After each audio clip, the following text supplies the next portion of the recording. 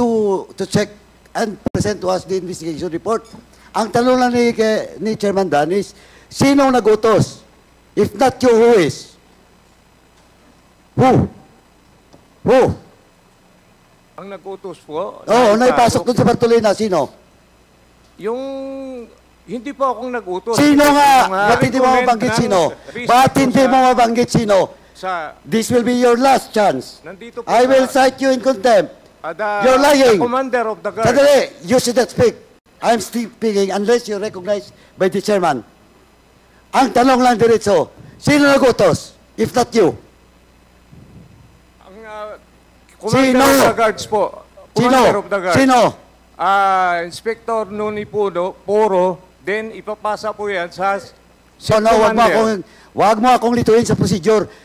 Is it Foro? Yes, Your Honor. Sandali. Foro. Yes. O, Mr. Chairman, let me call Foro to sit. Okay. Mr. Chairman, kanina si Warden was telling us that hindi niya responsibilidad yung pagpapasok ng 5 sa isang Bartolina. And he mentioned that there are levels of approval. 2 ang sinabi niya.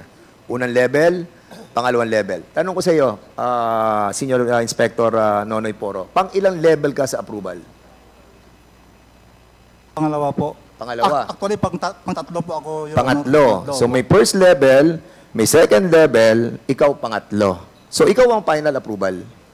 Hindi ang final approval, sir, talaga manggaling sa taas. Oh, so kay Warden, Opo. ang final approval. Opo. So after your approval, dinala mo kay Warden. So si Warden ang nagsisinungaling.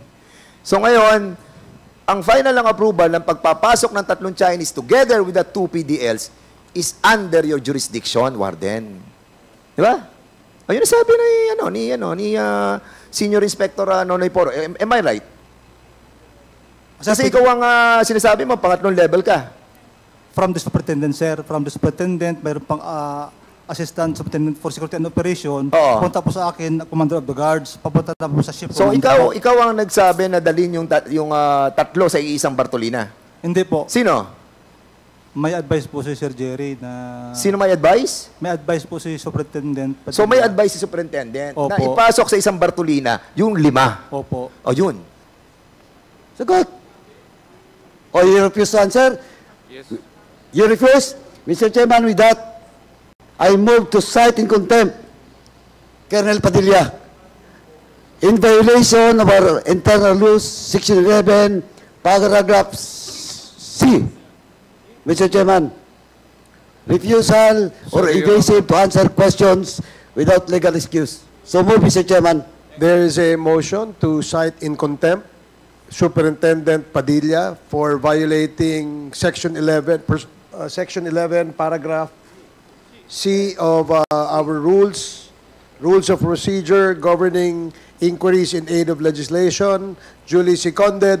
Hearing no objection, the motion is approved. You are now cited in contempt, Superintendent Padilla.